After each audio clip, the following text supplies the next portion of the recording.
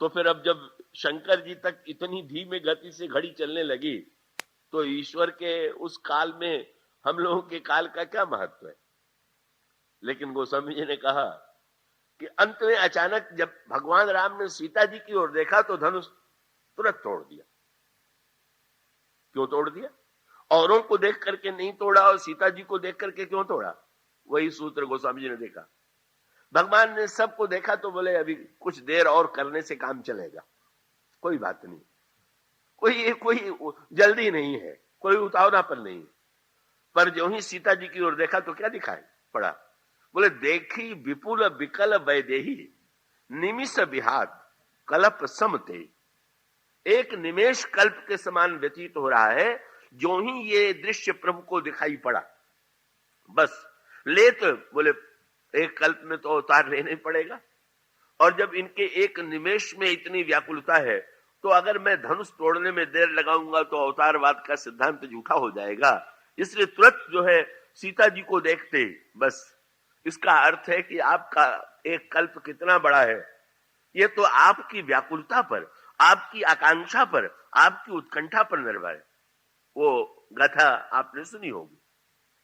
दो साधक दो वृक्षों के नीचे बैठ करके भगवान के दर्शन के लिए साधन कर रहे थे और दोनों अलग अलग वृक्षों के नीचे बैठे हुए थे, एक बट के नीचे और दूसरा इमली के नीचे।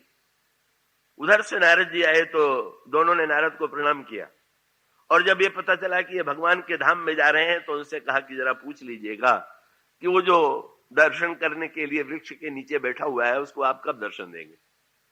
नारद जी गए तो अंत में चलते समय भगवान से पूछ दिया। भगवान ने हंस करके कहा जाओ बट वृक्ष वाले से कह देना कि बट में जितने पत्ते हैं उतने जन्म जब ले लेगा तब दर्शन दूंगा। महाराज इमली वाले से क्या कहें? बोले वही उत्तर दे दीजिएगा। बोले महाराज मैं जानता तो इमली वाले को भी कम से कम बट के नीचे बैठा देता। अब बट के पत्ते तो भला कुछ बड़े भी होते हैं, इमली के पत्तों की क्या संख्या। विचित्र आपका गणित है। जो जिस वृक्ष के नीचे बैठ गया उसी वृक्ष के पत्तों के आधार पर आप निर्णय करेंगे। ये कौन सी गणना है, ये कौन सी विधि है, मेरे समझ में नहीं आई। भगवान ने हंस करके कहा तुमसे उन्होंने प्रश्न किया, मैंने उत्तर दिया, तो मेरा उत्तर दे देना, इसमें तर्क वितर्क की कोई आवश्यकता नहीं। नारद गए, बट वृक्ष वाला पहले मिला तो पूछ दिया क्या उत्तर मिला। उन्होंने कहा कि भगवान ने तो ये कहा है कि बट में जितने पत्ते हैं जब उतने जन्म तक वो साधन करेगा तब मैं मिलूंगा। सो उसने तुरंत माला कमंडल को फेंका। बोले बेकार ही इस चक्कर में पड़ गया, मैं चल करके घर परिवार का आनंद लूं कि इस दर्शन के लिए मैं जन्म मर के जन्म लेता रहूं, नहीं चाहिए मुझे ऐसा ही। नारद जी ने सोचा कि जब इसकी ये दशा होगी तो उसकी क्या दशा होगी। वो तो ही चिंतित हो गए। लेकिन जब वो इमली वाले के नीचे पहुंचे और ये कहा कि भाई क्या बतावें, संकोच तो लगता है, पर प्रभु ने तो यही कहा है कि इमली के पत्ते में, इमली के जितने पत्ते हैं उतने जन्म के बाद दर्शन देंगे। ओहो, उसे सुनकर के ही वो रोने लगा, व्याकुल होकर के अत्यंत। बोले आपने कितना विलक्षण संवाद दिया कि मुझे तो पूरा विश्वास भी नहीं था कि दर्शन मिलेगा कि नहीं मिलेगा, पर आप इतना तो पता चल गया ना कि इतने जन्म के बाद दर्शन मिलेगा। इससे बढ़कर के मेरे लिए क्या आशा का संदेश होगा। और जो ही प्रेम में व्याकुल होकर के रोने लगा, भगवान आके प्रकट हो गए, भक्त को हृदय से लगाया, भक्त को आशीर्वाद दिया। पर नारद के क्रोध की कोई सीमा नहीं। क्या मुझे झूठा बनाने के लिए ही आपने कहलवाया था क्या? ये आपने मुझसे ऐसा कह दिया और दर्शन देने में इतनी शीघ्रता की। भगवान ने तुरंत नारद से पूछा, नारद ये बताओ कि मैं देश की सीमा में हूं क्या या काल की सीमा में हूं क्या? अगर कोई मुझसे पूछे कि कहां दर्शन देंगे तो इसका क्या उत्तर है, और कब दर्शन देंगे तो इसका क्या उत्तर है? जो एक देश में है वो कहे, उससे पूछिए कहां दर्शन देंगे तो अपना घर बता देगा, यहां आइएगा तो दर्शन देंगे। जो काल की सीमा में है वो काल बता देगा। पर जब देश और काल सब मुझ में ही समाये हुए हैं तो ये तो प्रश्न ही कोई सार्थक नहीं। मेरा दर्शन तो हृदय की उत्कंठा और प्रीति से होता है, वो कोई समय के घड़ी के गणित से नहीं होता है। नारद प्रसन्न हो गए। कि नहीं, इसके माध्यम से भी आपने बड़े विलक्षण पद्धति से दर्शन का जो एक सिद्धांत है उसकी ओर संकेत किया।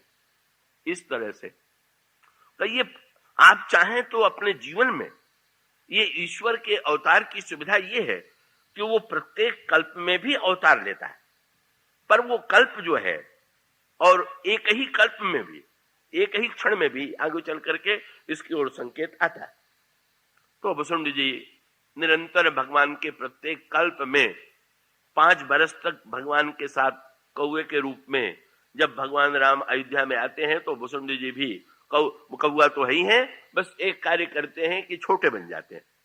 उनका शरीर विशाल है, तो भगवान राम जब नन्हे बने हैं तो नन्हे बनने के पश्चात वो भी छोटे बन जाते हैं।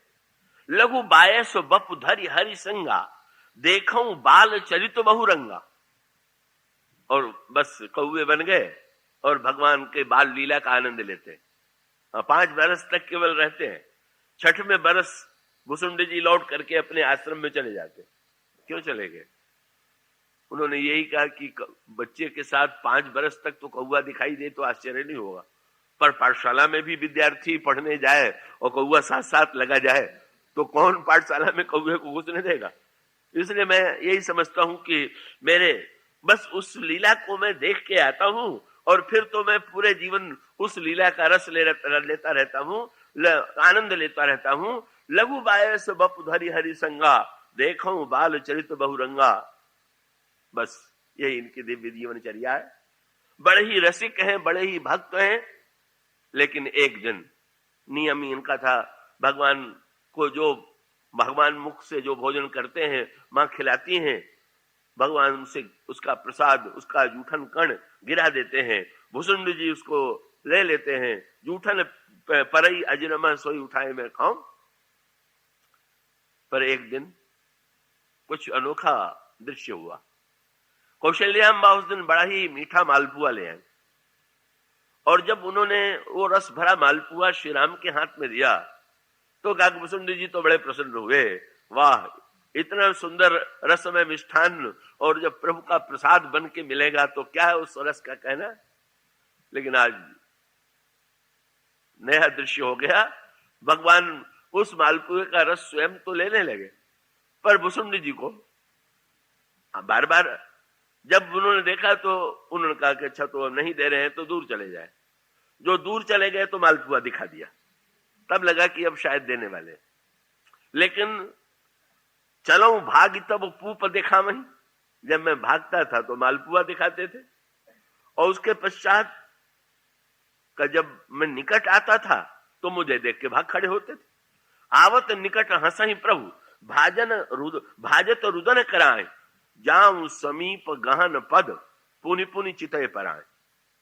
बस चक्कर में पड़ गए। अरे ये हमारे प्रभु इतने कृपण कैसे हो गए, जो सब कुछ दे देते हैं भक्तों को, आज मालपुए का एक टुकड़ा नहीं दे रहे हैं। कहिए वो प्राकृत शिशु लीला देख भय मन मोह, कौन चरित्र करत प्रभु चिदानंद संदो। ये क्या हो रहा? पर आज भगवान ने क्यों नहीं मालपुआ दिया?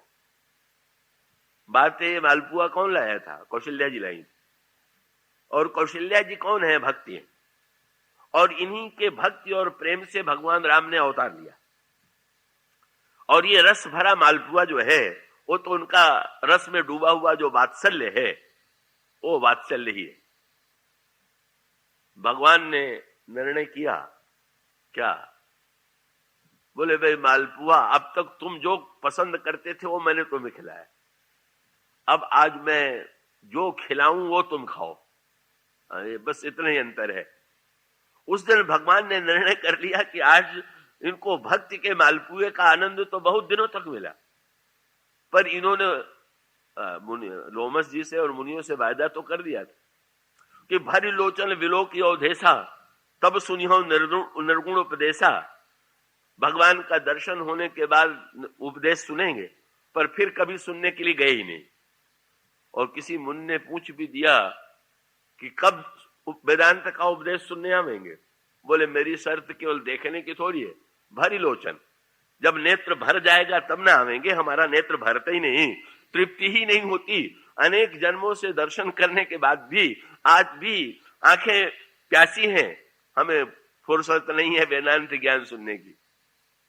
भगवान ने निर्णय कर दिया, अरे भाई तुम जो नहीं सुनना चाहते हो, अब देखने का आनंद तो तुमने ले लिया, आज तो तुम्हें देखना भी नई दृष्टि से देखना पड़ेगा और तुम्हें सुनना भी पड़ेगा। और तब वहां पर सूत्र ही आता है, उसमें अवतार का सिद्धांत, और अवतार के सिद्धांत में जो एक बड़ी जटिल विलक्षणता है उसकी ओर संकेत किया गया। क्या?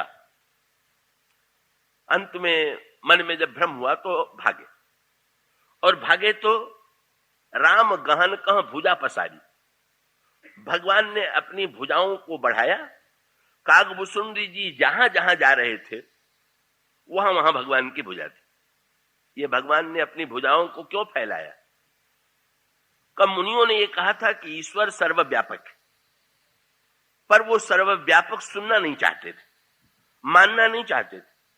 तो जब भगवान ने सर्वत्र अपनी भुजा दिखाई तो उन्होंने कहा, देखो भाई, भले ही आनंद तुम आंगन में लो, पर इस सत्य को समझे रहो कि एक देश में दिखाई देने पर भी मैं हूं सब देशों में। तुम जहां जाओगे वहीं मैं हूं। और याद रखना, अगर एक देश में मैं रहता तो तुम घाटे में हो जाते, पर मेरे सर्वव्यापक होने से ही तो तुम्हें लाभ है। क्या? वह अगर एक देश में मैं होता तो तुम मुझे छोड़ के भागते तो दूर चले जाते। लेकिन तुम जब देख रहे हो कि मेरी भुजा सर्वत्र है, तो मैं बताना चाहता हूं कि तुम कहीं जाओ, मैं कहीं पीछा छोड़ूंगा नहीं। इसलिए याद रखो, मैं निरंतर तुम्हें प्राप्त तभी रह सकूंगा जब तुम इस बात को स्वीकार कर लो कि मैं केवल एक देश में ही नहीं हूं, मैं प्रत्येक देश में भी। एक देश में तुम मुझे पाने के लिए आए और सारे देशों में मैं तुम्हें ढूंढने के लिए आ रहा हूं। इन दोनों का सामंजस्य हो गया। परिणाम क्या हुआ? उड़ते गए का ब्रह्मलोक लगी गए हूं मैं, चितवत पाछ उड़ात, जुग अंगुल कर बीच सब, राम भुज ही मोहितात। जहां जहां गए वहां पीछे पीछे भगवान की भुजा, पर भगवान पकड़ नहीं पा रहे। भुसुंडी जी ने कहा, प्रभु आप तो सर्वशक्तिमान हैं, और जब सर्वशक्तिमान और सर्वव्यापक है तो मैं भागा तो आपने पकड़ने के लिए हाथ तो बढ़ाया, पर ये 2 अंगुल की दूरी कैसे रह गई? भगवान ने कहा, इसका अर्थ है कि मैं सर्वव्यापक सर्वशक्तिमान भले हूं, पर जब तक जीव की इच्छा और मेरी कृपा इन दोनों का मिलन न हो तब तक पकड़ में मैं न तो जीव को पकड़ सकता हूं न जीव मुझे पकड़ सकता है। अब जब तुम्हारे मन में पकड़े जाने की इच्छा हो तब न मैं तुम्हें पकड़ूं। तुम तो भागते रहे थे। बोले, मैं बताना चाहता था कि चाह करके भी ये दूरी तब मिटेगी जब ये 2 अंगुल समाप्त होंगे, या नाम और रूप ये जो 2 अंगुल हैं यही जीव को ईश्वर से दूर बनाए हुए। परिणाम क्या हुआ? जब सर्वत्र देख लिया, ब्रह्म का सर्वव्यापकता का साक्षात्कार कर लिया, तो अंत में मुदे उन्हें आंखें मूंद लिया। और आंखें मूंद लेने के बाद मुदे उन्हें त्रसित जब भयऊं, तो पुण्य चितवत कौशलपुर गए। फिर ये ईश्वर के लिए बहुत बढ़िया बात। क्या? बोले, और किसी व्यक्ति से नाराज हो आप या डरें तो उससे दूर भाग जाने का मन हो, पर ईश्वर से चाहे नाराज होइए चाहे डरिए, आना तो पास में ही पड़ेगा, क्योंकि जब सर्वत्र वही है तो दूर भाग करके जाने का प्रश्न ही कहां है। तब तो निकट जाने को छोड़ करके, निकटता की अनुभूति को छोड़ करके दूरी का कोई प्रश्न ही नहीं। तो इसीलिए अयोध्या में आ गए। फिर से अयोध्या में आ गए तो हंसने लगे। भगवान ने पूछा, क्या देखा? बोले, महाराज आपके सर्वव्यापकता को देखा कि आप तो सर्वत्र विद्यमान। संसार में जितने पृथ्वी जल अग्नि वायु आकाश का जहां भी है वहां आप विद्यमान है। भगवान ने कहा, अभी पूरा नहीं देखा और आधा देखा, अब कहां देखेंगे? अब देखे उलट गई बात। भगवान ने कहा, बाहर तुमने देखा ना, अब जरा भीतर देखो। और तब यह संकेत आता है कि भगवान हंसे और भुसुंडी जी भगवान के मुंह में चले गए। उल्टे क्रम से भगवान ने दिखाया, पहले बाहर दिखाया, बाद में भीतर दिखाया। और यही तत्व है, इसका अभिप्राय कि बाहर को तो तुमने देख लिया, पर जब तक तुम भीतर भी नहीं देख लोगे तब तक मुझे पूरी तरह नहीं समझ पाओगे। जब भीतर गए तो क्या हुआ, जब वहां पर जाते हैं तो उन्हें अगणित ब्रह्मांडों का, करोड़ करोड़ ब्रह्मांडों का दर्शन भगवान के पेट में होता। और इतना ही नहीं, प्रत्येक ब्रह्मांड में वो चक्कर काटने लगे, और चक्कर काटते हुए जब वो किसी ब्रह्मांड में जाते हैं तो उन्हें यह देख के बड़ा आश्चर्य हुआ कि वहां पर भी अयोध्या है, उन प्रत्येक ब्रह्मांडों में। और प्रत्येक अयोध्या के ब्रह्मांड में दशरथ जी का आंगन है और उसमें राम खेल रहे हैं। और हर जगह उन्होंने देखा कि एक एक खाक भुसुंडी भी जो है वो भगवान के साथ खेल में लगे हुए। बड़े चक्कर में पड़ गए, बोले मैं तो समझता था मैं ही भुसुंडी हूं, यहां तो इतने अधिक हैं। वो बड़ी व्यंग्यात्मक गाथा कही जाती है ना, ब्रह्मा सृष्टि के काम से थक गए तो रूठ करके भगवान के पास त्याग पत्र भेज दिया, और त्याग पत्र लेकर के लौट रहे थे तो देखा बड़े बड़े ऊंटों पर बक्से लदे हुए हैं और हजारों की संख्या में चले जा रहे हैं। तो उन्होंने पूछ दिया कि इन बक्सों में क्या है, तो बताया गया कि इसमें ब्रह्मा भरे हुए हैं, एक ब्रह्मा ने त्याग पत्र दिया है, तो अब ये ब्रह्मा ले जाए जा रहे हैं कि जिसको पसंद कीजिए उसको दे दीजिए। का सांकेतिक अभिप्राय यह है कि भुसुंडी को ऐसा लगने लगा, अरे मैं तो अपने को भुसुंडी माने बैठा था, ये तो प्रत्येक ब्रह्मांड में दशरथ, कौशल्या, भरत, लक्ष्मण, और हर एक ब्रह्मांड में, ये बड़ा सूक्ष्म सूत्र यहां पर अवतार वाक्य का है कि प्रत्येक ब्रह्मांड में दशरथ कौशल्या तो बहुरूपा, हर ब्रह्मांड में दशरथ और कौशल्या अलग अलग। इस सूत्र पर विचार कीजिए, दिखाई तो दे रहा है कि दशरथ और कौशल्या की आकृति, लेकिन जो दशरथ और कौशल्या बने हुए हैं वो अलग अलग।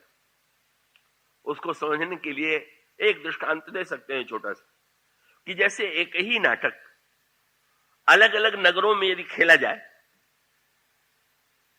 और वे एक ही नाटक के पात्रों का नाम तो वही होगा। मंच पर मान लीजिए का नाटक खेला जा रहा है सत्य हरिश्चंद्र का, तो अब प्रत्येक नगर में मंच पर हरिश्चंद्र है, लेकिन जानते हैं कि हरिश्चंद्र बनने वाला जो है वो हर नगर का अलग अलग व्यक्ति है, एक ही व्यक्ति नहीं। तो दशरथ और कौशल्या जो है वो अलग अलग, भरत लक्ष्मण शत्रुघ्न अलग अलग, का जो है काकभूषुंडी अलग अलग। तो पूछा गरुड़ जी ने कि महाराज सब अलग ही अलग थे। बोले अगणित तो भुवन फिरे प्रभु राम न देखे मान। राम तो बिल्कुल केवल एक थे, जहां पर भी जिस ब्रह्मांड में मैंने देखा राम एक थे, लेकिन प्रत्येक ब्रह्मांड के दशरथ कौशल्या और लीला देखने वाले बने हुए थे। यही है सूत्र, बड़े काम का सूत्र है। क्या अगर ये कह दिया जाता कि दशरथ और कौशल्या के कारण ही राम जन्म लेते हैं, तो हम निराश हो जाते अपने नाम को कि हम तो फलाने नाम वाले हैं, हमारी पत्नी का तो ये नाम है, हमारे यहां राम कैसे जन्म लेंगे। पर जब ये पता चल गया कि दशरथ और कौशल्या जो बनना चाहे वही बन जाए, तो बहुत बढ़िया बात हो गई।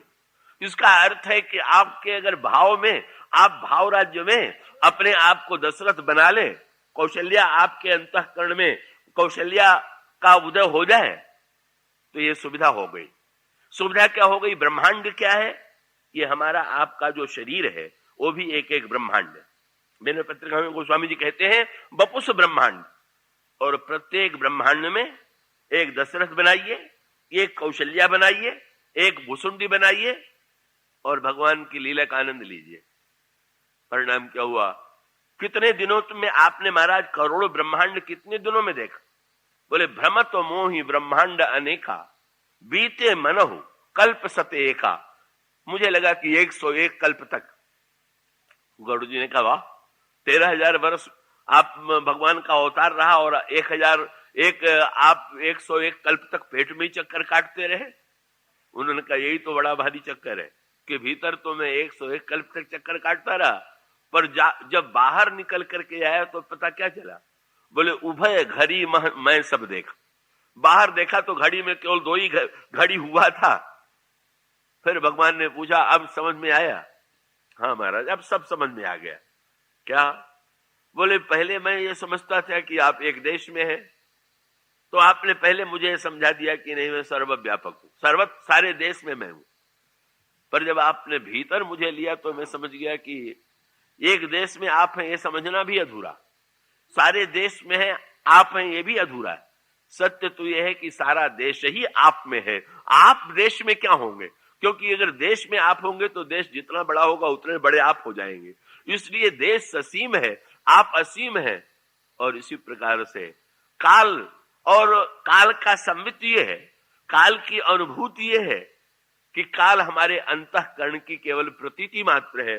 हम अलग अलग ग्रह नक्षत्रों में चले जाएं तो हमको अलग अलग प्रकार से काल की अनुभूति होगी।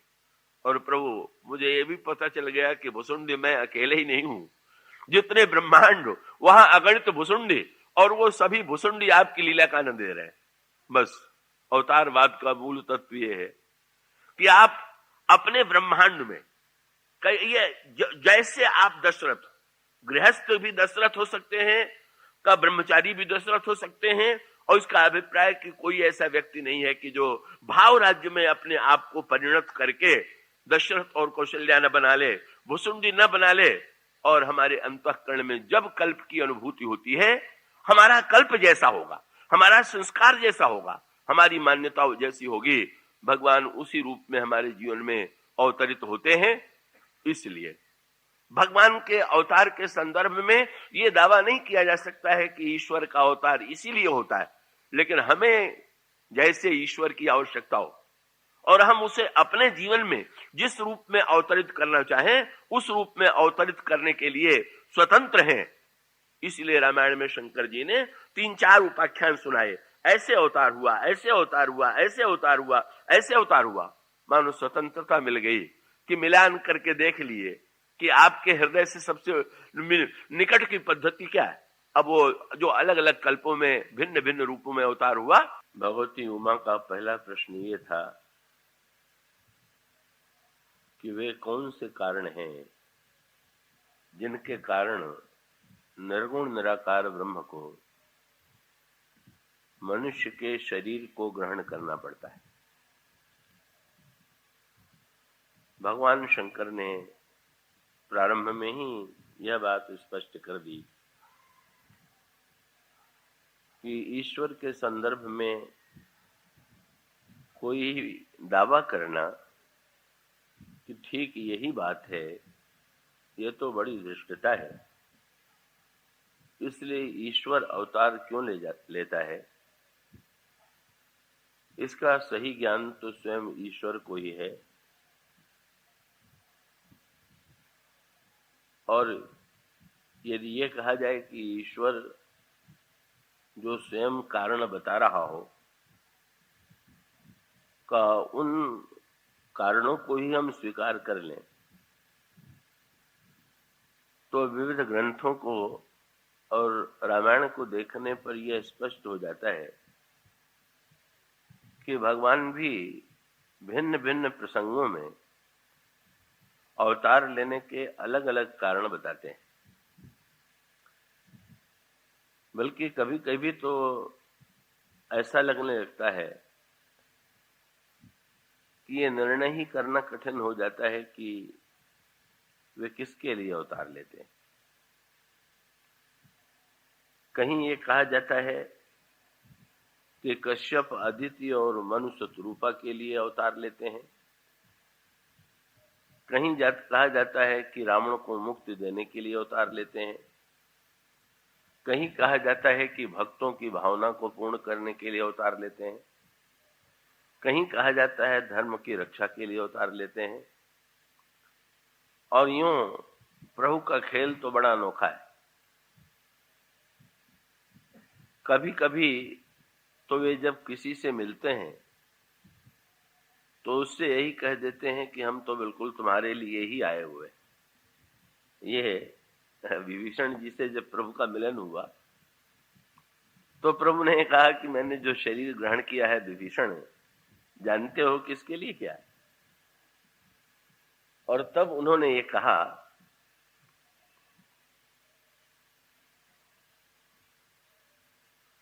कि तुम सारिखे संत प्रिय मोरे, धर्म देह नहीं आन निहोरे। वस्तुतः तुम जैसे संत ही मेरे देह धारण करने के कारण है, मैं अन्य किसी के लिए अवतार नहीं लेता।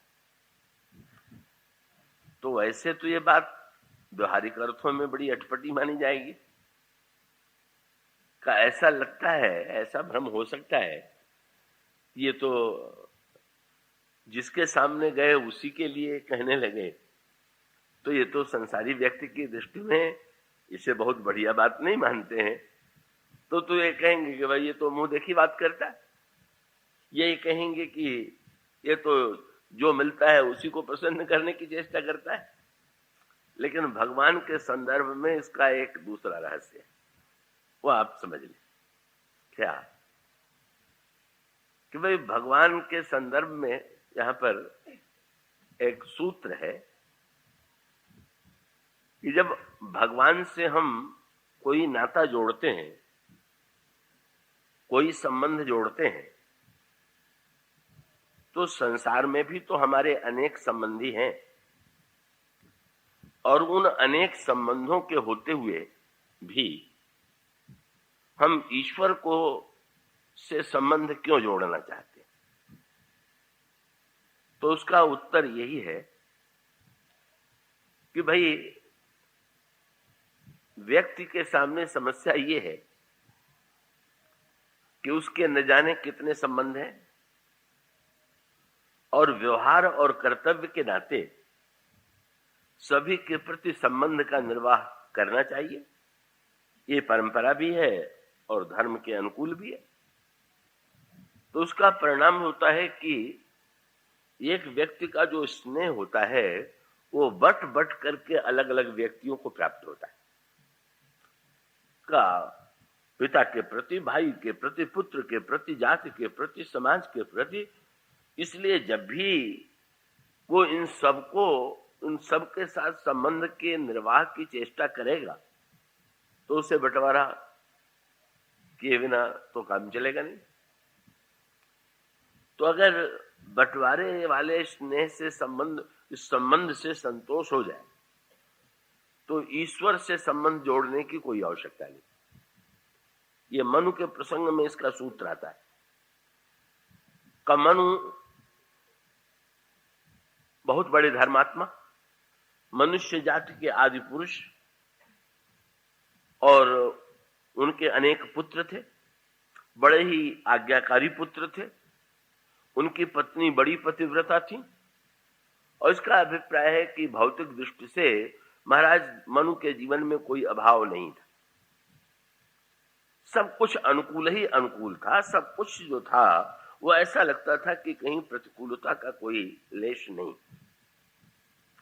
लेकिन जब भगवान ने ये पूछा कि तुम क्या चाहते हो, और उन्होंने ईश्वर से पुत्र होने की प्रार्थना की, तो फिर ये पूछा जा सकता है कि इतने पुत्रों के होने के बाद भी, और ऐसे आज्ञाकारी पुत्रों के होने के बाद किसी के अवज्ञाकारी पुत्र हो और वो पिता की बार बार अवहेलना करते हो, और इससे रूठ करके व्यक्ति के मन में किसी दूसरे को पुत्र बनाने की, पुत्र के रूप में पाने की इच्छा हो जाए, तो समझ में आता है।